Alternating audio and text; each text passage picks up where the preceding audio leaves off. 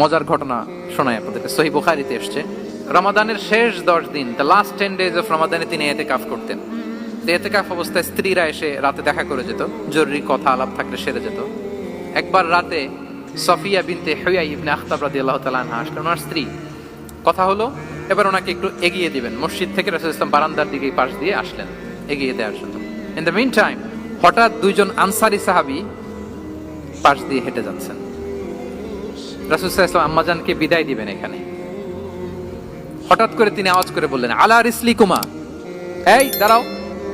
ওই সাহাবী দুইজন রাসূলুল্লাহ সাল্লাল্লাহু আলাইহি ওয়াসাল্লামের সাথে কে ওটা টের পায় নাই, বুঝতে পারে নাই। বোরকায় আবৃত কোন এক নারী দেখে রাসূল আর ওই নারীকে দেখে তারা আরো দ্রুত গতিতে হাঁটতে শুরু করে দিচ্ছে, আমরা চলে যাই এখান থেকে।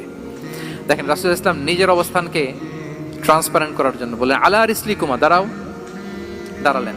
তখন রাসূল সাল্লাল্লাহু আলাইহি ওয়াসাল্লাম বললেন যে, ইন্নাহা উম্মুকুম সফিয়া, আমার পাশে যাকে দেখতে পাচ্ছ বলে দেয়া ভালো যে সে কিন্তু অন্য কোনো নারী নয়, সে তোমাদের মা উম্মুল মুমিনিন সফিয়া।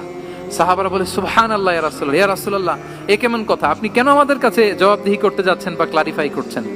আপনার পাশে কোনো নারী এত রাতে যদি দাঁড়িয়ে থাকে, তিনি তো আমাদের মাদের মধ্যে থেকেই তো একজন হবেন, কেন আপনি বলতেছেন? তখন রাসূল সাল্লাল্লাহু আলাইহি ওয়াসাল্লাম বললেন যে, না, ইন্না শাইতানা ইয়াজরি মিনাল ইনসানি মাজরাদ দাম, শয়তান মানুষের রগে রগে চলাচল করে। ওয়া ইন্নী খাশিতু আইয়ুকযিফা ফি কুলুবিকুমা শাররান, আরেক বর্ণনায় আছে শাইআন, আমার ভয় হয় হয়তো শয়তান কোনো সন্দেহের উদ্রেক তোমাদের হৃদয়ে ঢুকায় দিতে পারে।